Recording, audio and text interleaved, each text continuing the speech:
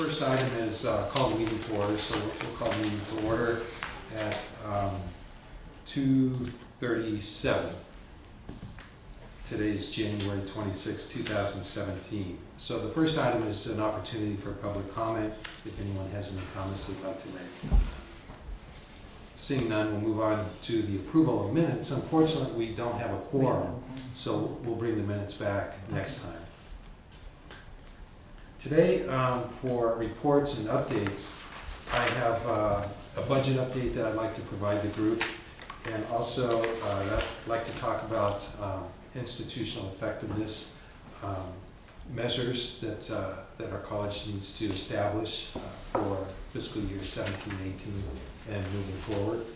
And also I'd like to talk about our other post-employment benefits, the liability that we have on the books for that, and some alternatives that we can do to address that.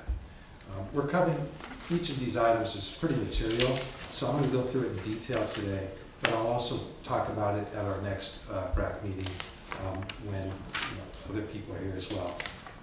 But everything's pretty important. So first item is the budget update. In your packet you have a handout which covers the major provisions of the budget that was released by the governor on January 10th. So on January 10th, the governor released the proposed budget, and the budget is really based on a certain amount of caution from the governor's office. The total general fund expenditure budget is $122.5 billion, so that's statewide for all the agencies. And that's slightly lower than the budget for the year that we're currently in. The year we're currently in, it's $122.8 billion, so it's $300 million decrease in the total budget. But for education, there's actually an increase in expenditures, and that increase in expenditures for education is offset by decreases in health and human resources at the state level. The caution from Sacramento is really surrounding two areas. One is forecasted revenues are projected to either stabilize or slightly decline. That's what's coming out of the governor's office. The LAO disagrees. They believe that there is potential growth still in the economy. But the governor's office is saying that currently California is approaching 8 years in our current economic recovery, and the average economic recovery only lasts about 5 years. So with 5 years, we're already well past that. There's a lot of caution and concern that we could be at on the cliff, ready for a recession. And I can see the point for that. However, there's still some strong indicators. The forecast is fairly weak in three main areas from the revenue at the state level: personal income tax, corporate income tax, and also sales tax. Personal income tax is the biggest driver with the downside, and it's really not really unemployment, because the unemployment rate in California is currently 5.5%, which is very low. It's slightly above the national average, which is about 4.5%, but still it is, it's a strong employment rate. The impact on revenue is, while more people are working, those who are working are earning a lower wage than has been projected. So those entering the workforces aren't earning as much as is projected. So that means the income tax base in California is lower than anticipated. So those are the reasons behind the governor's caution. But for community college, if you take a look at the handout that's page 1 and 2, there's a grid at the back that shows the primary provisions of the budget. The one good thing is there's COLA. It's not a huge amount, but COLA is being provided at 1.48%, and the COLA is provided not only on the general fund, but in the proposed budget, it's also being provided on categorical programs. So in the past, we haven't seen that. There's an enrollment growth system-wide of $79.3 million, 1.34%, and what that equates to for PCC is about 319 FTEs, the potential for 319 FTEs. There's also a base augmentation of 23.4 million system-wide. And again, what that means for us here at PCC, it's about $400,000 if that actually is signed into law.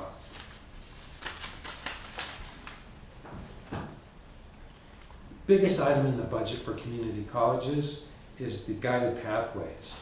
It's a $150 million program. The law hasn't been written yet, so we really don't know how that money will be allocated or what the requirements are, but that's a large chunk of the increase. The total increase for community colleges is about $400 million, so that's almost half of it there. Next, you'll see the deferred maintenance and instructional equipment, $43.7 million. Of that here at PCC, we'll get between $800,000 and $900,000, and that's a significant decline. Last year, system-wide, it was $185 million, and at PCC, we received $3.6 million. So we're going down from $3.6 million to about $800,000, $900,000. But I want to remind everyone that this is the proposed budget, and it's built on caution. If the forecasted revenues come in higher than the governor's office projects, there'll be additional funding through Prop 98, which allocates about half the budget, half the revenue at the state level to education, K through 14, and community colleges get about 11% of that.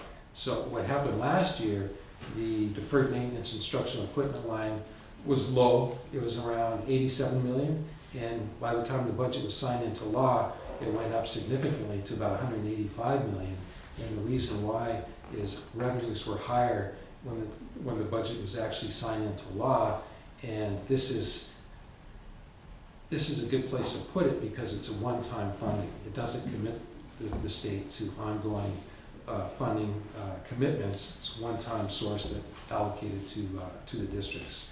And these funds can be spent over 3 years. So although it's low, I'm hopeful that the forecasted revenues, the revenues that are actually realized over the next several months before the budget's signed into law, will support a higher number in this area. But also, last year in the proposed budget, there was COLA, and when the budget was signed into law, that COLA disappeared. So, this is the proposed budget. Right now, the legislators are working on this. There'll be a May revise, which will be issued sometime in mid-May, and then the actual budget will be signed into law sometime around June 30th. So the budget's not as strong as we've seen over the last few years, but it still shows growth, and it's in my opinion, still a good budget. But one item I wanted to make the group aware of is, although we're seeing growth in things like the base augmentation, which will receive about $400,000 if this is signed into law, there's enrollment growth opportunities, we're still faced with the huge hurdle of increasing STRS PERS costs. So I'm projecting that for next year alone, the increase in the PERS STRS expense for our district will be over $2 million. And if we project out over the next five years, that's going to be an added $6 million that we have to absorb within our budget somehow. Hopefully there'll be relief at the state, but right now there's not a commitment.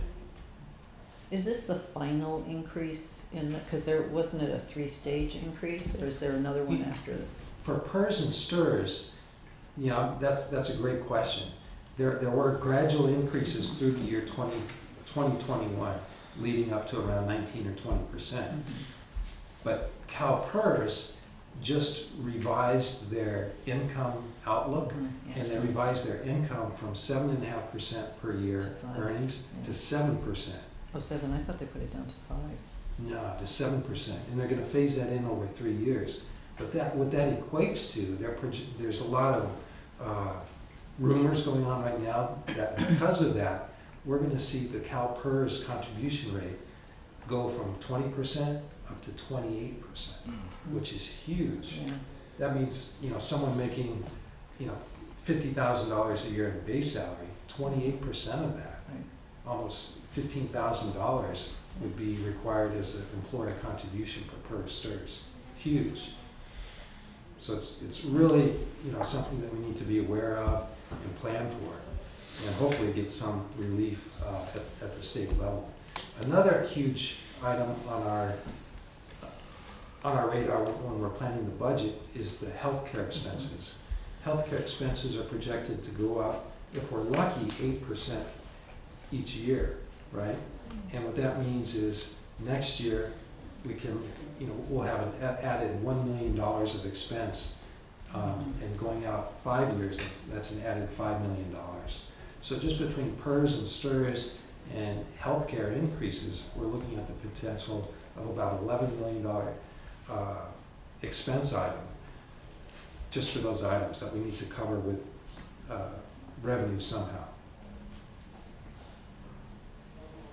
One great item that's in the proposed budget is funding for capital improvement projects, and Pasadena has only 5 projects were approved in the proposed budget, and Pasadena has the #1 project, the replacement of the U building. So that's coming in at funding, current dollars, $60.5 million, but the Chancellor's Office includes in the budgeted number cost for inflation, so it's going to be about $63 million. So the project needs to be completed within a 5-year time frame, and we're currently putting together user groups with representation from all of our constituency groups, classified staff, faculty, students, managers, just to provide input into the design of the building. And we're very excited about it. So 5 years is when it will be completed. Putting that user group together now, so as soon as the budget's signed into law and we know it's going to be there, we'll be able to pull the plug and start the planning on July of this year. Is that enough money to rebuild It the is. U building? It is. We're confident that it is. The way it works is first we need to submit what's called an IPP. That's a proposal for a project, initial proposal for a project. Chancellor's Office, it's like a 3-page document. The Chancellor's Office approves that, and then we have 1 year to drop a more detailed plan, a final project proposal. And the Chancellor's Office approved ours about 2 years ago, 2 or 3 years ago for the U building. And that includes detailed cost projections that are based on the Chancellor's Office guidelines. So they tell us like the maximum that we can charge per square foot for different types of space, classroom, laboratories, storage, things like that. But there are certain constraints related to the U building. Once a project is approved, an FPP is approved at the Chancellor's Office, you can't change it. So you're locked into it. And there's different categories that you can submit a project. You can submit a project because it's a health and safety issue. It's called the A category at the Board of Governors in Sacramento. And A projects, you can't make any additions, you can't enlarge the building, you can't change the functionality of it. But on the positive side, they have the highest potential for approval because it's a health and safety issue. Of the 5 projects that were approved in this year's budget, all of them were category A, health and safety related. So the constraints are, we're limited to the size of the building. So the current U building is 58,000 assignable square feet. So the new building will be exactly the same, 58,000 assignable square feet. We do have the potential of changing the configuration of the space. So we could have fewer and larger classrooms or more classrooms that are smaller, whatever meets our needs the most. Same with the offices. The gross square footage, currently it's 81,000 square feet. We have the ability to increase that, but only for ADA requirements. So we'll be increasing the size of the building to 91,000 square feet. And that's only for, it's the 10,000 square foot addition is just for ADA required improvements, larger bathrooms, larger hallways, things of that nature. Other constraints of size, 5-year project. What happens when we complete the project with the current Science Village? So we own those buildings, they're in place. Technically, if we didn't have any other projects on the horizon, that space would need to go away or taken out of inventory. But the U building will be completed in 5 years, right? So potentially, if we passed a local general obligation bond in 2 years, that could be valuable swing space that we could utilize while we're renovating or building other projects. So it's something that I see will be here to support if we do pass another bond.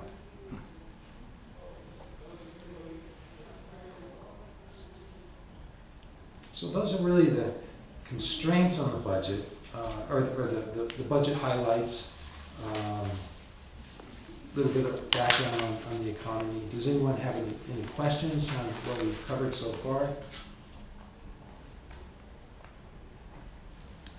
No. Did I miss anything, Lukanya, or was that okay? Well, that was good. Yeah, okay. Okay, so next item, we'll turn to the memo that's titled, the subject is indicator rates. So from the Chancellor's office, beginning a couple of years ago, they were using, what's all right? I thought I was at 3. Did I give you the wrong time? I'm sorry. Is that for me? Yeah, you can keep it. Here you go, Rudy.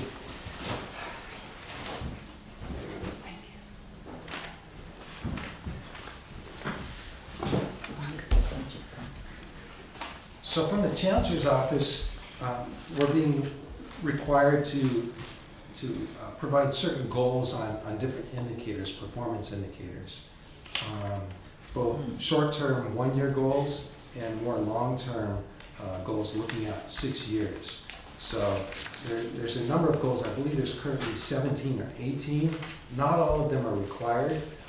The Chancellor's office is. And these are fiscal rather than There's- academic goals? There's both fiscal and academic Okay. performance, student performance, but the ones that are presented here, this group will just be discussing the fiscal ones.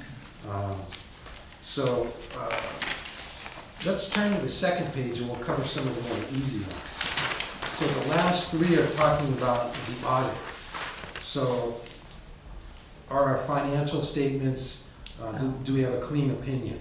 So, of course, our goal is, yes, we want to have a clean opinion. So if you look at the shaded in the boxes, that's where you're going to see what suggested goals are. So for the short term and long term, that we're compliant with our financial statements for federal and state programs, we want to be yes. So I don't think anyone would disagree with those. Same with number 6, audit findings, state compliance, same thing. We want to be in total compliance, so the goal would be yes for both of those. And then the number 7, federal award compliance, same thing. We want to be in compliance. Are So- most colleges in compliance, and have we ever been not in compliance? The auditors will come in and they'll do test work and pull samples, and it's common for them to find something that's out of compliant, and if they do, there's often a finding. What they do is, if they pull a sample of 20 and test those, and they find one item, they're very picky, but that's what they need to do to make sure that we're in total compliance with everything that we're supposed to be doing. If they find one, they'll expand their population and do a search. And if they find more, then they would require the college to go back and do some work and take corrective action. But that would result in a finding. And then the college would be required to put procedures in place to correct that. And then the following year, the auditor would come back and re-examine very closely and remove the findings. I'm pleased to say that Pasadena had 0 findings this past year, the past audit that was just completed for June 30th, 2016. But we have had findings in the past, and Heather, can you speak to any of the specifics? We've had both federal and state findings. Federal findings tend to do with financial aid. They may find one little thing out of place or a couple little things out of place with the calculations of financial aid. That's been a common one.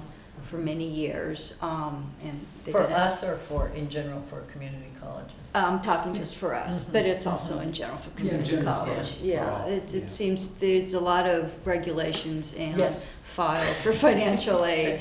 So they have a very tough job, Yeah. and if a file happens to be out of compliance or the calculation, and we also had the implementation of banners, so there was and a lot of different financial aid directors, so we had a little bit of growing pains, and that's why we had some financial aid audits. Those were federal findings. State findings can be, again, compliance issues, either in enrollment reporting, in instructional service agreements, having certain documents in place for instruction for the instructors before they sign, and we conduct third-party classes like nursing classes and stuff like that. So we've had those, and if you claim FTES for those, you have to have some stuff, contracts in place before. Set up in advance. Set up in place before. So we had those findings, and we've cleaned those up for this year, and I hope to continue those. Yeah, okay. Yeah. And I might mention So- that, go ahead. I'm just saying, so do I. Yeah. You don't want to get those emails from me. And I'll add to that, we're currently hiring a manager of internal audit. So Pasadena currently does not have an internal auditor. And once the vision for this. That'll be a popular position. You're right. The intent for this position is to audit, is just to, provide additional oversight and, just make sure that all areas are in compliance with what they should be doing, both from the state level, the federal level, could be So local level. that person has to have all those regulations, understand all, They do, right. They'll do fiscal audits, accounts payable, payroll, purchasing. They'll do operational type audits. But really, the person will report directly to the president, and if needed, will have a direct line of communication with the board, just to provide that extra level of oversight and independence. But the position's currently open. We hope that they have it filled in the next few months, and I think it'll add an additional level of security for the district. If I could just add something, I think it's important to note that when the auditors are here, I mean, they actually work with the college to help us through things. And so if they find a glitch that it's fairly simple for us to fix, they work with us to allow us to fix that. So they're obviously doing their job, but they do it in a way that they're not here to bring us down. I mean, they're here to actually help us be sure that we are compliant with all the rules and regulations we're supposed to be compliant with. And the internal auditor will be the same. Right. I'll coach that person to work more as a consultant, right? To work with our different departments to help them improve their internal controls, help them improve their compliance. But if they do find something that's totally, totally unacceptable, then it results in corrective action. okay. So now if we go back to page 1 of the memo, it's more into the numbers. So the first is the fund balance. So ACCJC and the Chancellor's Office suggest a fund balance reserve of no less than 5%. So you can see what our balance has been over the years. Back in 2010-11, it was 15%, and then in 14-15, it dipped down to 9%. Currently this year, our projection, or our goal from last year was to be at 7.2%, and the long-term goal last year was 18%. The benefit of having a higher reserve balance set aside is, one, if there's economic uncertainty, you have something that you can tap into.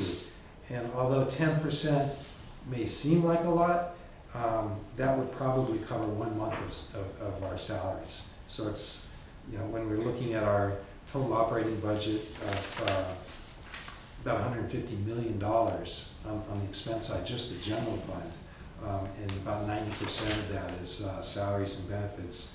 You can see that that 10% really wouldn't last very long covering the salaries. So what we're suggesting here is a short term of 10% and a more long-term goal of 18% for that number, which is consistent with the range that we've seen in our historical past.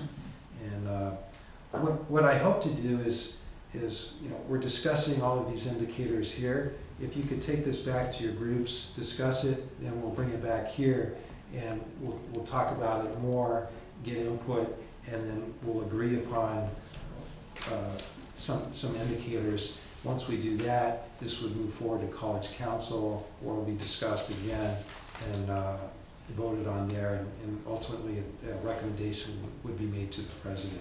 Is there an average across the system? No, there's really not. There's really not. Again, what ACC, Whatever. whatever, in our chancellor's office recommends no less than 5%. Isn't there a legal requirement for 5%? It's in Ed Code. Right, yeah, right,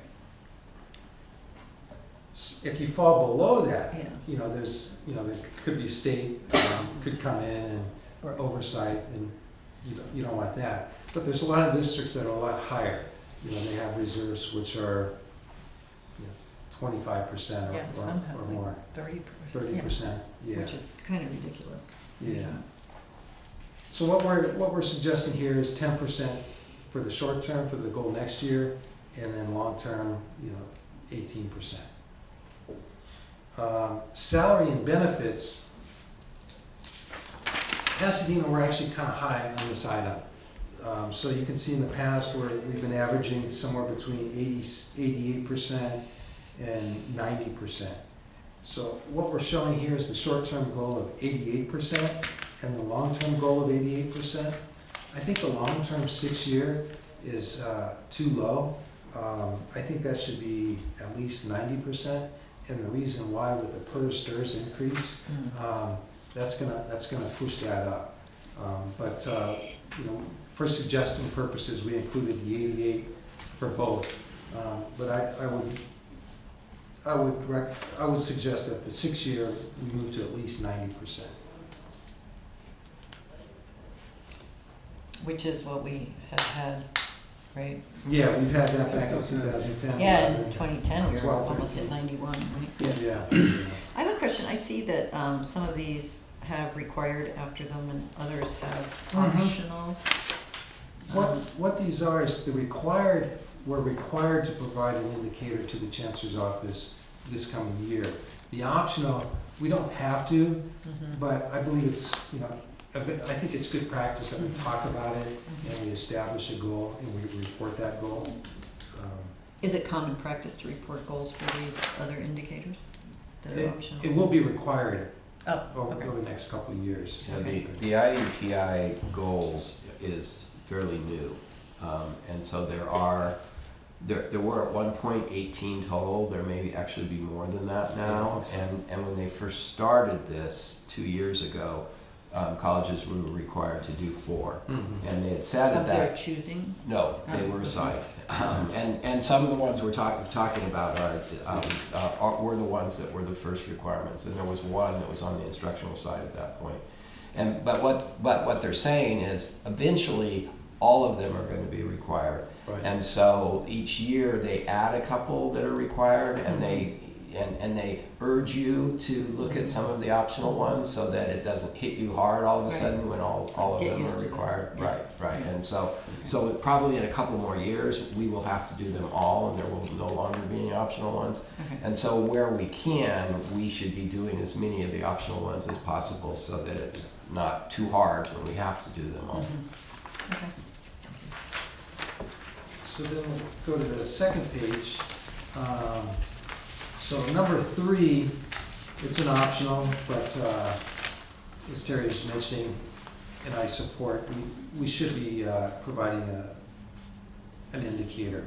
And what that is our deficit. So I believe our goal should always be 0.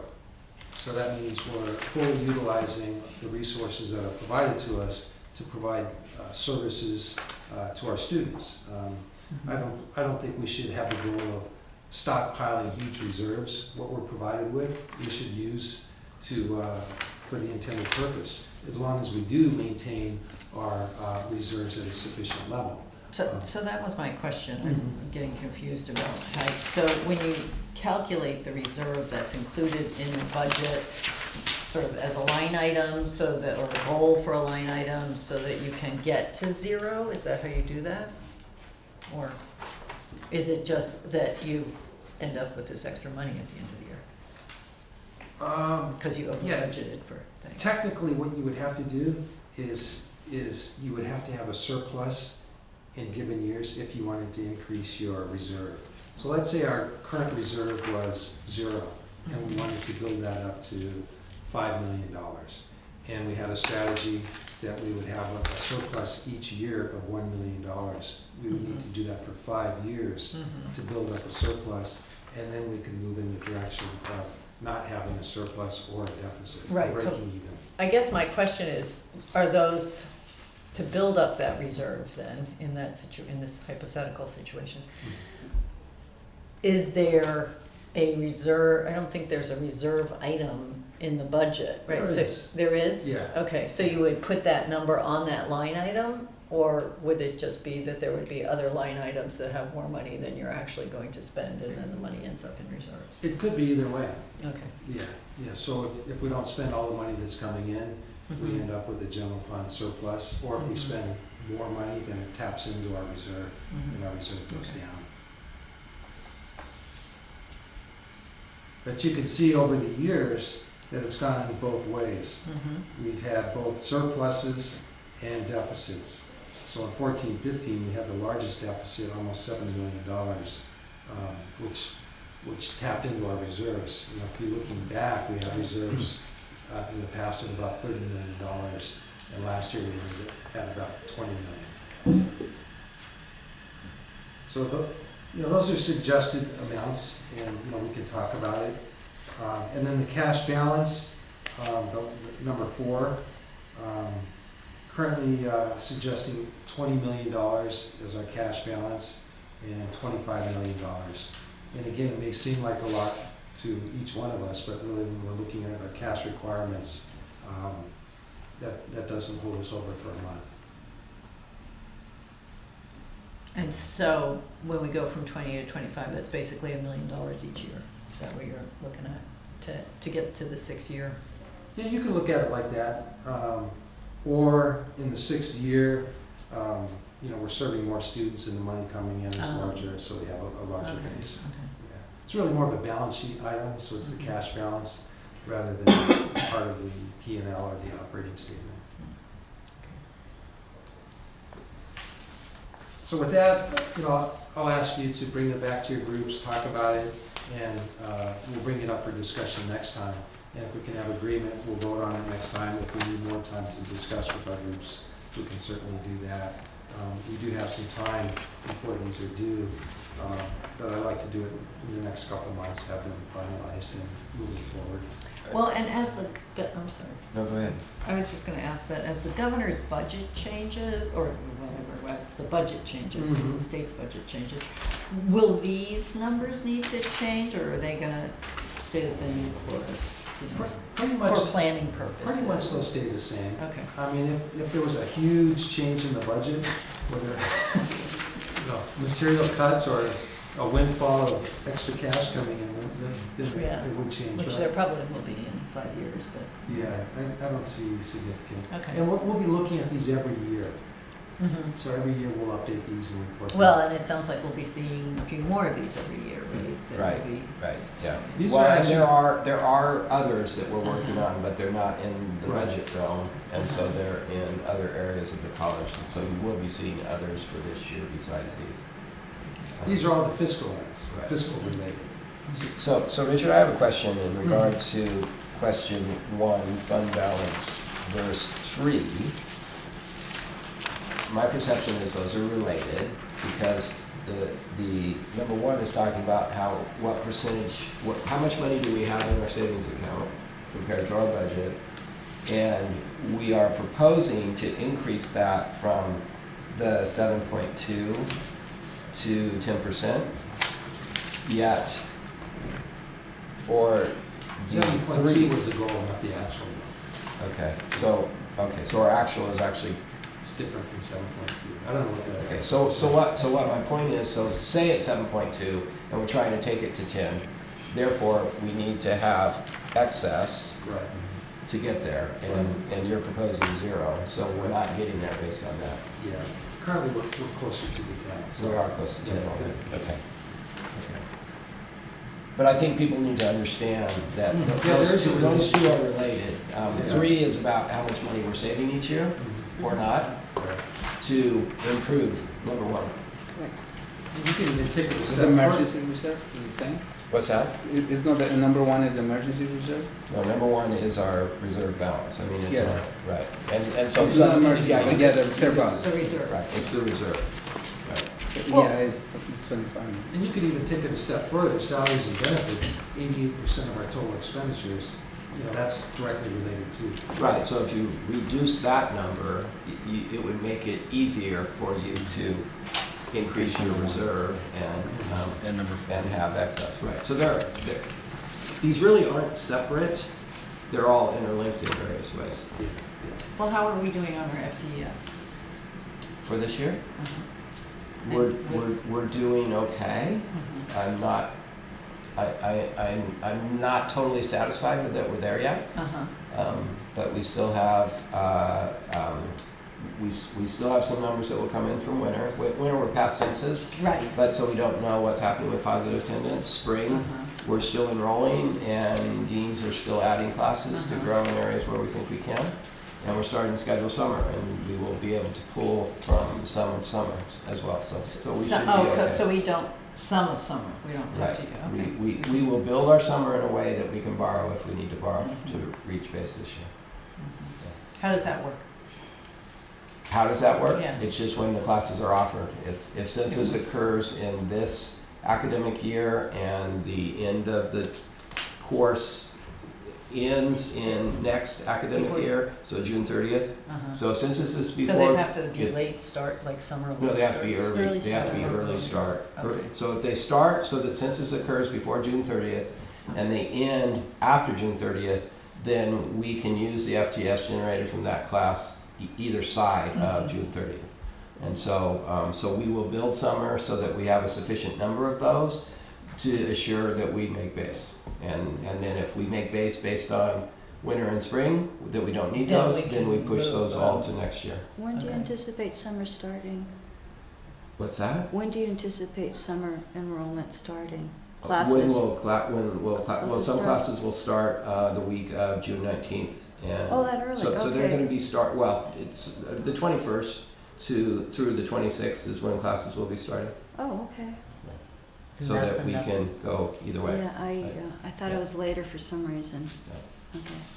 Then you can still hit census before the 30th. If they start If they're by short-term. the 21st, we census can will be get the census 24th, before the yeah. 30th. 30th. Because they're short classes, Short you know, and so, classes. yeah, so, don't believe me, I've done the math. Gotcha.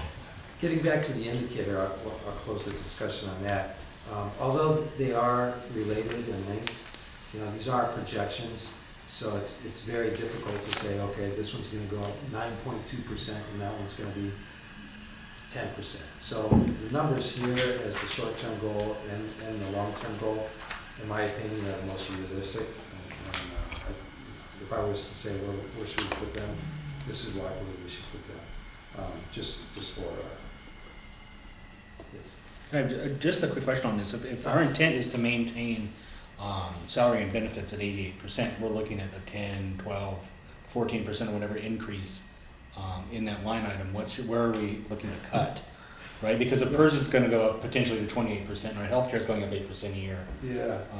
Yeah. Where are we projecting that we're going to find that money? Ideally, more money's coming in Mhm. one way or another, and that's supporting higher expenses. So 88% may be the same, but 80% of a higher Of a higher number, number, right. so it's a bigger number. We completed our 311Q It's going to the board meeting on February 11th. That's our quarterly report on our financial data. And included in that was a revised projection for the year we're currently in. And through all the actuals, we analyzed those. And currently, our proposed budget showed a deficit of $4.8 million. We do have improvement on that. So currently, our projection is about $2.4 million deficit. So we've cut it in half. We still have a long way to go, but we're seeing an increase in revenue from our non-resident tuition. So that's about $1 million increase in that line item. So things like that, some of our categorical programs are slightly higher, providing more funding to our general fund. But really, as an institution, we're going to have to look at all potential sources to support our operation. There was a downside on the revenue. The Chancellor's Office increased the deficit factor, which cut out about $900,000 to $1 million out of the revenue. So we had some going up and have some coming down. On the expense side, we had savings because of open positions, and we also had savings in health benefits. So that's really where most of the reduction in the deficit is coming from, lower expense projection. So we have the way we budget our positions, we budget that everything's full the entire year. So all positions are full. I have a couple positions that are open right now, so we're not paying salaries on those, and that's creating savings. And when we calculate or you project the budget for those positions, are you using, because we have a pretty good sized salary range, do you use the high end, the low end, or the middle? 'Cause- Connie, I'll let you answer that. We use the middle, Uh-huh. and we try and account for things like if you have a dean, and maybe that dean, instead of having just a bachelor's, they may have a master's. So there's 3 different schedules so we try and pick a middle ground with the idea of the person that we're hiring. Would they have a master's? Would they have a doctorate? Uh-huh. And would they have any kinds of certificates that we may have to give them an additional 3% or 5%? So we try and pick the middle of the road. And when people hire, that there's some people lower, some people higher, so we're meeting this average. Mhm. Right, because I know you don't know. Right, yeah. Right, yeah. And this all these numbers, what's the status of facility service as a hiring? I'm sorry. What the money? What Do you guys have money for people on facility service happened? for hiring people? Facilities. In Yeah. facilities? Currently, through the annual review process where, all departments prepare their program review, their annual requests. So currently we're in the planning process to, look at college-wide, all the requests, and then prioritize those. And then look at, what funding is available, and then allocate the funding to the highest priority items. Well, yeah, because how you guys look at it? Do you guys have money? Do you allocate money over here for this hiring? Because I see hiring in teachers and management, but facility service I haven't seen hiring. So now I seen since 2 years ago to now we lost 11 persons. Yeah, retire, left, quit, whatever. But we have these people, and now they haven't replaced these people. But at the same time, they tell us there is no money to replace these people. But we had these people, and 2 years ago we were short already in people, and now it's 10 less. And what I hear from people, from other persons that they've been talking about it, is that there's no money for it, and we're doing great the way we're doing. Yeah, but I don't know how great it is. Yeah, but me that I'm working out there and I see how we need the personnel. Yeah. I think it's something that maybe the president can work with me one of these days. Well, you just heard me, See how it Shadow you. you Joe just Shadow. heard me explain the current projection, right? So currently, we're projecting that we're spending $2.8 million that we don't have. So we're tapping into our reserve by 2.4 million, I'm sorry. Uh-huh. So you're asking, do we have money to fill ongoing positions? If we have a $2.4 million deficit, the answer is no. But collectively, we're looking at the budget. We do have some additional funding coming in next year, but we have to prioritize all the needs of the college, facilities, staff within all of our different divisions and departments, and based on the highest priority, based on what's available, make those hires. Ideally, we would hire, in multiple areas, but the reality of it is, with a shortfall or deficit, it makes that very difficult, and to add, make it even more difficult, we have higher PERS and STIRS. You missed the first part of the meeting, and I'll meet with you after and talk about the budget. But PERS, STIRS, the contribution that we need to make, that'll be an added $2 million expense next year.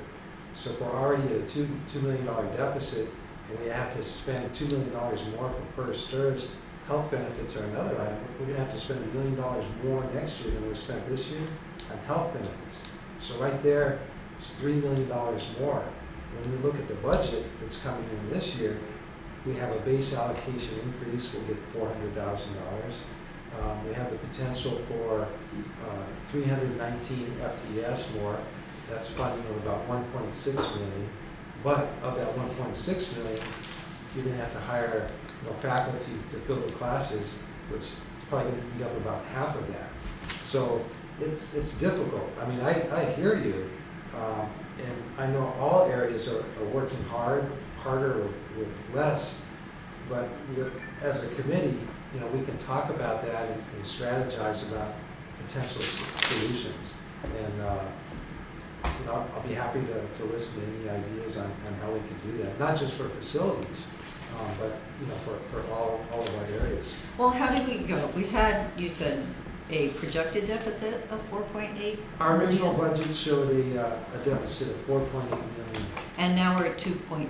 Now we're at 2. So how did we go from 4.8 to 2.4? Yeah, so we have higher revenue we have about $1 million more than originally budgeted for non-resident tuition. Uh-huh. So that's an extra $1 million. The deficit factor increased, so that reduces that by about 900,000. So really our revenue outlook's 100,000, if that, higher than originally budgeted. So really the bulk of the savings came from reduced expenses. So we were able to enter a new contract for our health benefits, which lower our healthcare costs. So that was a significant savings. And then also we have open positions which we have not filled. Okay. And that's really the difference for it. All of our general operating expenses are, utilities, supplies. It's pretty consistent with what we budgeted. So really, you're looking at health benefit savings and savings from open positions. And Thank you. there's still potential for additional resources to come in at the state level. I'm hopeful. That deficit factor that I mentioned before that reduced our revenue by about 900,000 was the same thing last year. And then at the end, what the Chancellor's Office, they do that in case revenue declines at the state level. But if revenue stays consistent with where it's been trending, then that deficit factor will go down to 0 and we'll receive the whole funding. So there is potential upside. But, as the chief person budgeting for the college, I'm not going to commit those funds until I know for sure they're going to be there. Yeah. And until the Chancellor's Office says, yes, we're reducing the deficit factor and you will be receiving this money, that's when I'll open the door and we can talk about, how can we allocate those funds. Right now we can talk about it, the potential is there, but, I'm not going to put the college at risk by committing funds that we don't have. In the non-resident tuition, Mhm. that's not F1 students, that's students from out of That's our state. international, out-of-state students. who But come- do we have an increase in F1 students?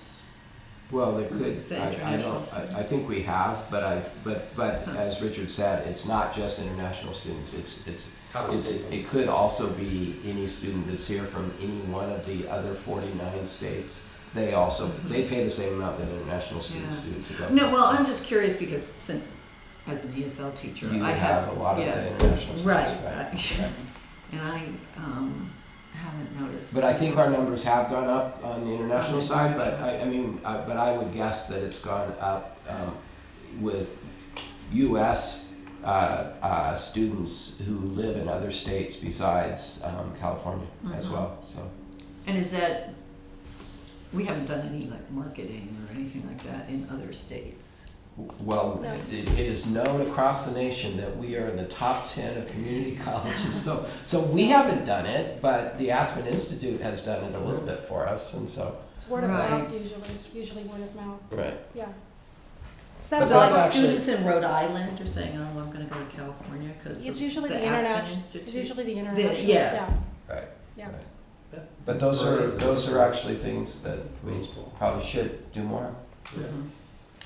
But that's a huge opportunity because it provides funding above and beyond what we receive for our state students. Mhm. Get a chance for Oh, that. no, I, believe me, Right. I understand.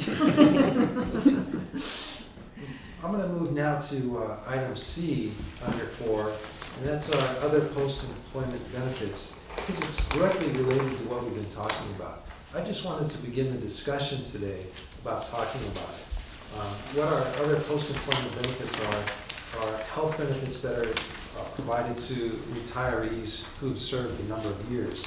So it's still an expense that we have to absorb, to pay that benefit until they eventually come off it. And what we have to do from an accounting standpoint is we hire an actuary to do a study and estimate what our liability is. And our accounting regulations require that we report that on our financial statements.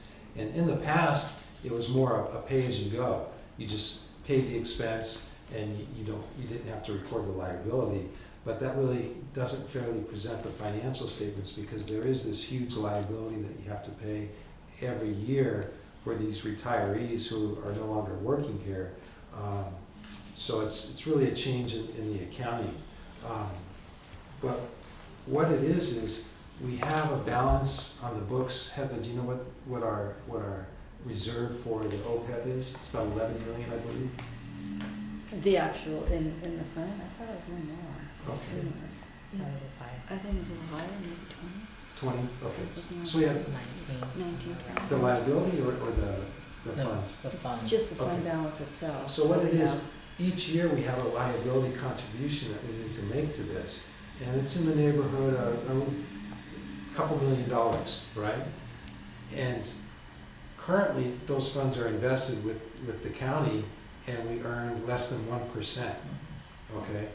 So if we were to have those funds invested in a higher earning vehicle, that would require a lower contribution, lower expense, freeing up our general funds. So what a lot of districts have done is set up a irrevocable trust. So the irrevocable trust, there's freedom in how the funds are invested. It's still invested in a safe manner, not a risky investment, but the earnings could be 5%, 6%, 8%. And if you're looking on a balance of $20 million, that's a huge number, which would almost equal what your required annual contribution are. So Who manages the trust? we would hire an outside firm to manage it for us. Mhm. And I'm going to bring more documentation and we'll continue the discussion at our next meeting. But I just wanted to begin the conversation and see if there's buy-in from each of our groups and support for that. But to me, it's a great way. LA Community College has done it. North Orange has done it. Mount SAC, you look at Riverside's done it. But they moved to this irrevocable trust where they transfer the funds in, higher earning, and that relieves the expense that is absorbed in the general fund. How much do we have to pay into that each year? Currently, it's about $2 million. Okay. So it's a $2 million draw on our general fund right now. Right. But if we have $20 million, Well, just at 4%, it's 800,000. 800,000. Which is half of what we owe, but it's 800,000, so we don't have to put another 1.2 in, and so, Exactly, and in a few years, it would even be less, so. exactly. Right. And if you got a higher return, yeah, I mean, it makes perfect sense. I think that, you know, you mentioned some of the districts that do it, they're large districts that have a considerable amount of money in that savings account, basically, so that it makes more sense than for a smaller district that's not gonna get as much return, but it seems I'll like share a data good idea. next time on the I have, you know, I can show which districts are doing it, what their balance is, Yeah, and all of that information. And, you know, there's some smaller ones that are doing it as well. It just makes sense, like if And it, how do they choose who do they choose as their trust? there's a couple manager? big players out there Uh-huh. who are the primary, you know, trust agents. And what we'll do is, you know, if we decide to go in this direction, you know, we'll set up a committee, we'll interview different firms and then make a selection and set up the trust and then make the transfer. But, you know, we'll discuss everything here in College Council. So at the next meeting, I'll bring more information and we'll continue the discussion. And I can make a presentation at any of our groups. If you'd like me to come, I can do that. So if there's nothing else, no other comments, any Move questions? to adjourn. Do you want to think about it? You don't- No, I asked a lot of questions, so I'll move to adjourn and try and make up for that. Well, I appreciate everyone for coming today. Happy New Year. And our next meeting will be on February 23rd.